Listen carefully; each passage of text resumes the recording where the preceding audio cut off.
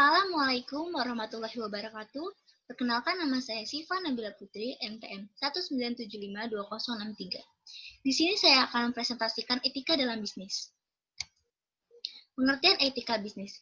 Etika bisnis adalah cara-cara saat melakukan kegiatan berbisnis yang mencakup semua aspek, baik itu yang berkaitan dengan seorang individu, perusahaan, maupun masyarakat. Etika bisnis dapat membangun dan membentuk nilai-nilai, norma, dan perilaku yang baik dalam berbisnis.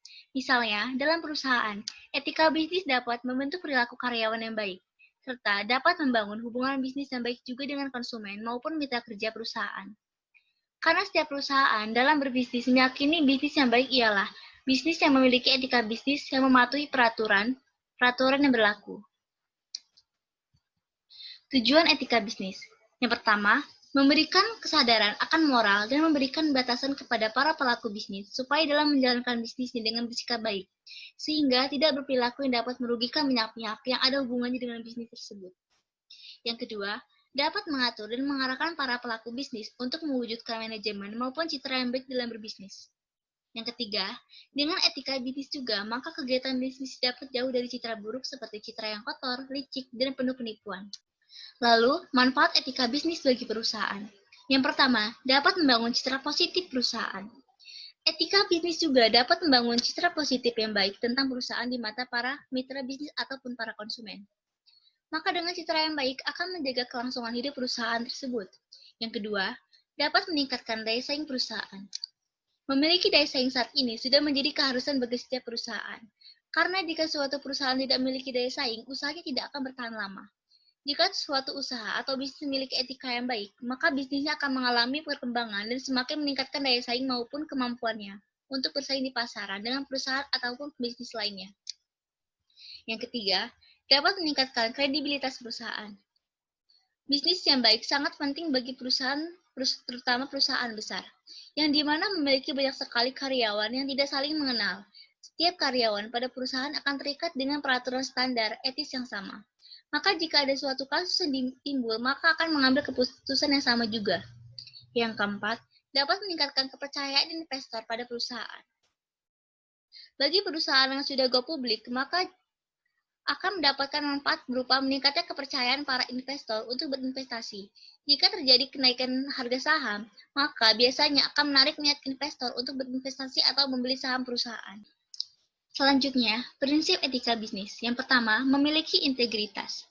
Maksudnya dalam berbisnis atau menjalankan usaha, maka diperlukan konsistensi pada pemikiran, ucapan, maupun perbuatan. Yang kedua, memiliki loyalitas. Lalu yang penting lainnya dalam berbisnisnya ini, memiliki loyalitas yang tinggi terhadap bisnis yang dijalani. Loyalitas dapat dilihat dari kerja keras dan keseriusan dalam menjalani bisnis, bekerja sesuai dengan visi misi, serta tidak mencampur adukan urusan pekerjaan dengan urusan pribadi. Yang ketiga, selalu memenuhi janji dan komitmen. Pembisnis yang baik harus selalu memenuhi setiap janjinya dan selalu berkomitmen dalam menjalankan usaha bisnisnya. Yang keempat, memiliki kejujuran saat berkomunikasi dan bersikap. Ketika membangun suatu bisnis, diperlukan kejujuran saat berkomunikasi maupun bersikap dengan mitra kerja dan juga konsumen, sehingga usaha yang dibangun akan semakin dipercaya. Jadi di sini ada contoh kasusnya. Salah satu perusahaan besar di Indonesia, sebut saja PT El Ajaya, berdiri pada tanggal 19 April 1996. Didirikan oleh Haji Jalaluddin Muhammad dan bertempat di Kota Lamongan, Jawa Timur. Perusahaan tersebut bekerja di bidang perdagangan elektronik. Perusahaan ini tergolong sukses dan berkembang pesat dari tahun ke tahun berikutnya. Perusahaan berhasil menyerap tenaga kerja kurang lebih 15% dari penduduk Kota Lamongan. Dan tentunya usaha perdagangan ini juga membawa dampak pertumbuhan ekonomi di Kota Lamongan khususnya. Perusahaan tersebut telah berhasil dalam usahanya mencapai target laba yang diinginkan. Bagaimana tidak, perusahaan tersebut selain menjual produknya dalam negeri, mereka juga melakukan ekspor ke negara tetangga seperti Malaysia dan Singapura. Dalam 1 Desember 1998, pada tahun kedua berdirinya perusahaan tersebut, perusahaan telah mencapai omset penjualan sebesar Rp 250 juta rupiah. Dan perusahaan tersebut semakin berkembang sampai sekarang. Pada kasus PT El Ajaya, perusahaan telah melanggar prinsip etika bisnis, yaitu prinsip kejujuran. Prinsip kejujuran dalam kerja intern dalam suatu perusahaan. Setiap perusahaan atau badan usaha akan ada penarikan pajak atau pemerintah sesuai dengan pasal 1 UU No 28 tahun 2007 tentang perpajakan. Berapa tarifnya, persentasenya, dan lain-lain berdasarkan laba yang diperoleh oleh suatu badan usaha atau perusahaan. PT LA Jaya telah memanipulasi laporan keuangannya dengan tujuan agar tarif pajak yang dikenakan pada perusahaan rendah.